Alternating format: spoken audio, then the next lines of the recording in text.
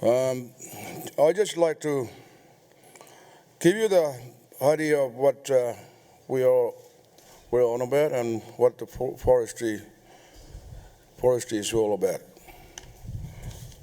I'd like to read out some of the key points that we do. Forestry on our country is about bringing the old ways and the new ways together. It's about partnership for our future. Sustainable jobs for our young people. We decide what to do on our country.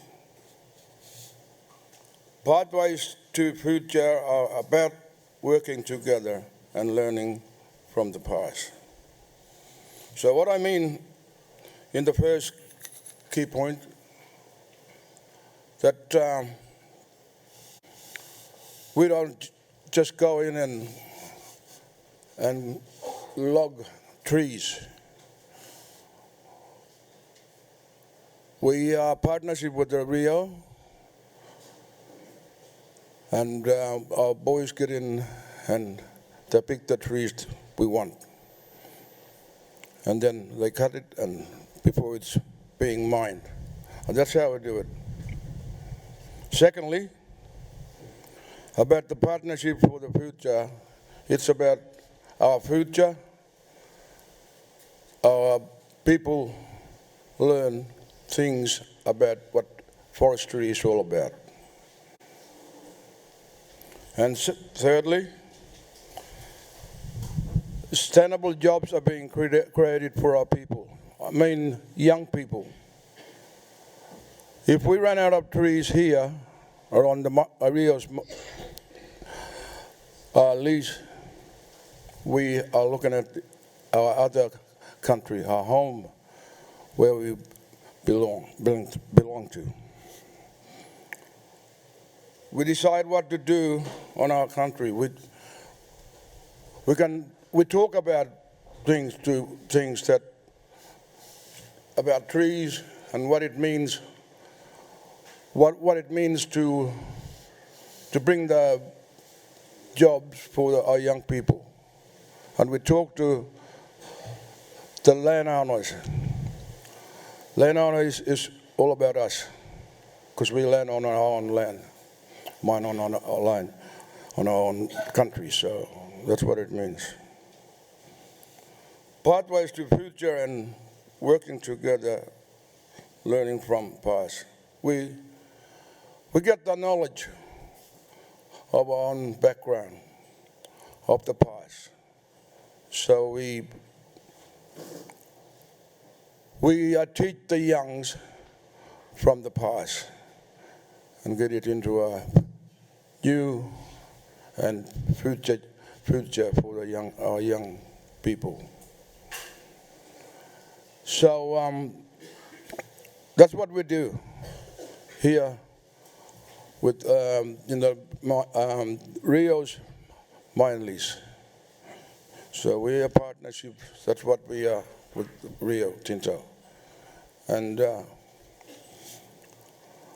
that's all I want to give you key points all about. So working together is all about what we're on about. Thank you. I'll get Mark to talk as well.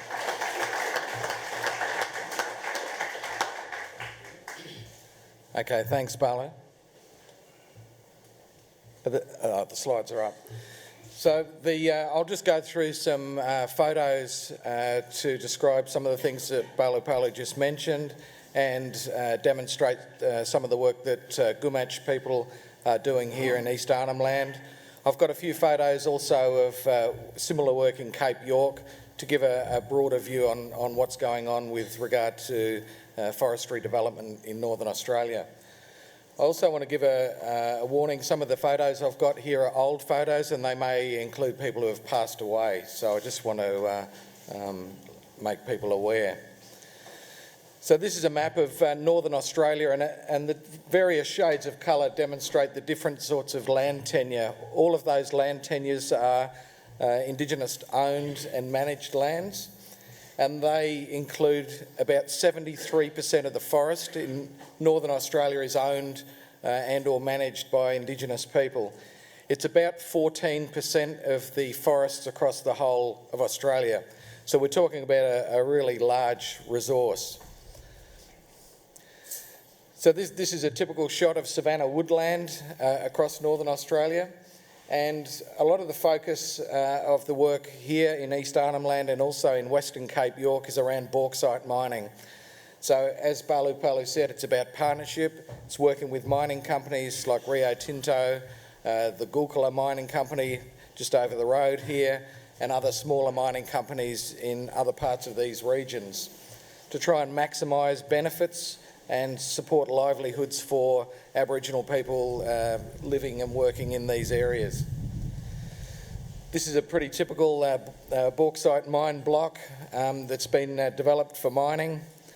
This is a haul road to transport the bauxite, and this is some of the infrastructure that's left after mining. So we want to use that with mine rehabilitation as part of mine closure, so you keep the infrastructure such as roads to get access to the forests, to the rehabilitation areas, create fire breaks, and use some of the resources that have already been put in place through mining operations.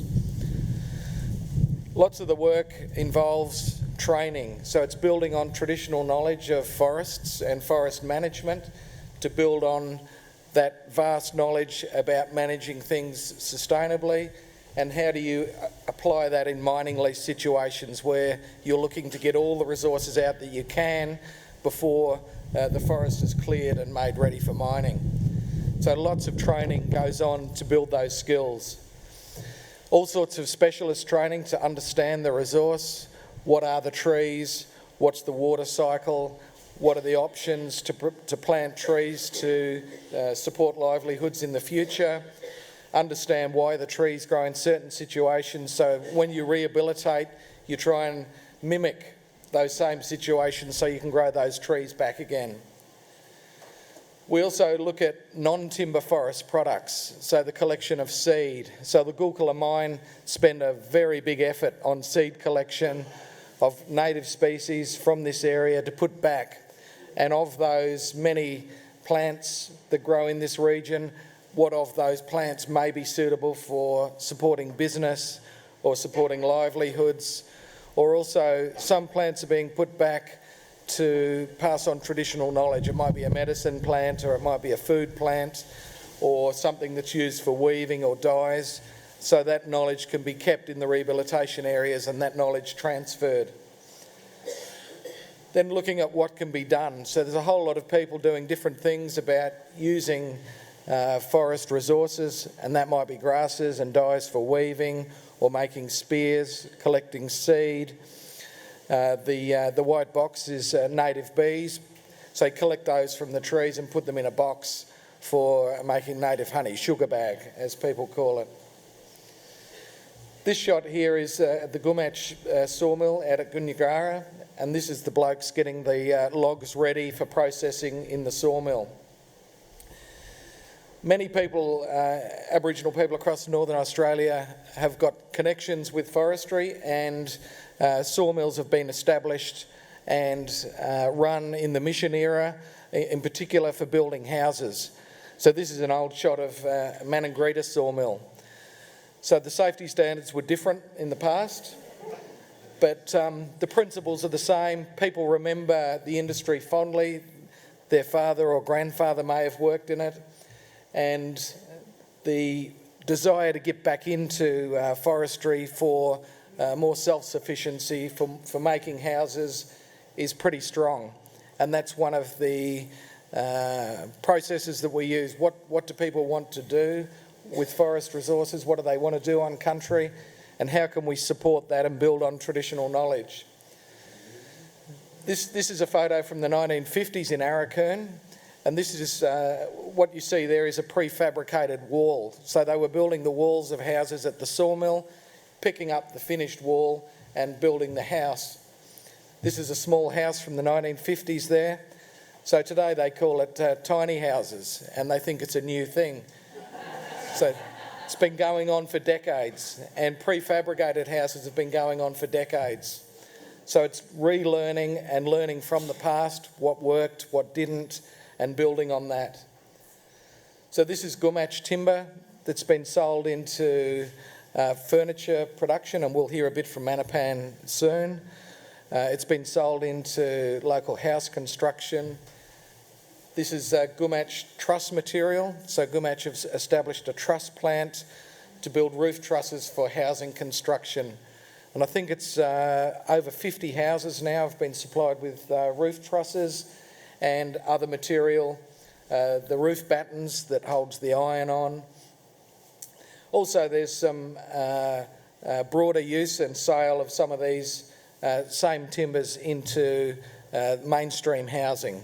So this is stringy bark being used in a house in Brisbane, and this is all salvaged from mining leases, the timber in this house. A lot of the work over the last 20 years has been to dispel some of the myths that this timber's got holes in the middle, it's no good, it's of low value, all of these sorts of things. And we've dispelled those myths with a lot of work, a lot of research work to provide the technical specifications and understanding of the species. When you cut a tree in a sawmill, the bit in the middle you throw away if it's there. In this case, the termites have eaten all that bit out anyway, so it's not a problem. So it's dispelling those myths with some technical answers. This is a drawing of a shade structure in Kavanagh Street in Darwin, which is there right now. All of that timber was cut from the Gumatch sawmill at Gunyagara. So there's another big project at the Darwin Botanical Gardens that's being cut now, and each of these projects kept the mill going for months. The sawmill produced pallets to go to the Gumatch block plant. So Gumatch make the concrete, they make the blocks, and they make the pallets to carry the blocks to the housing construction, which Gumatch do through a joint venture arrangement with construction. So we look at try and value add all the way along the supply chain. This is an old bridge from the tip of Cape York. This was built in about 2003 or 4. And I just stuck that in there to show the infrastructure that's really useful for communities is very important. And this bridge is still there to this day, and it helps with access to certain areas for the communities in that area. This is looking at, again, mining leases, which is the focus, as I said before. So when you've got the saw log out and you've run it through the sawmill, what can you do next? The current practice is to burn it and put that back into the rehabilitation process, but we're looking at ways to better use that resource. So this is a big grinder. So we've ground up lots of forest areas, and we've assessed that material for bioenergy production. So we've had specialists at the University of Southern Cross have a look at what is the best technology to convert this waste material into energy and set up bioenergy plants to replace diesel for electricity in remote communities. This is at the Gulkula mine, and all the forest that was cleared, none of it was burnt, which is the normal practice. It's been chipped and put back in the soil for rehabilitation. This is a big shot of a rehabilitation process. This is looking at growing plants in a nursery to really target what you want and get the highest quality plants back in the rehabilitation. This shot is to show how ideas are discussed to share different ways of looking at rehabilitation. So this was developed out of a workshop that was several days looking at mine closure. What do traditional owners want their mine country to look like? This is from the Western Cape, this particular discussion, and people wanted to have some plantation, they wanted to have some swamp country rebuilt on their mined land, they wanted to have plants that were good to bring back wallabies or emus or other animals, and they wanted to have logs put back to have habitat for echidna and lizards and other things to to go and hide. So to try and get that country back with the plants and animals that were there, but also to put things in place so it provides jobs for the future and some of the other benefits I've already mentioned. This is another diagram to look at how mine rehabilitation, forest management fits into the big picture. It's not all about what's on a mine. Mining is only here for 50 years or maybe 100 years. Traditional owners have been here for thousands of years, and they'll be here for thousands of years into the future. So mining's a short-term thing in the middle of the important work before and the important work after. So this diagram's talking about how you fix up those forest areas and how you include these other land uses to support livelihoods. So that's just a bit of a quick snapshot of some of the things that are going on across Northern Australia to support Aboriginal business development and livelihoods on their country.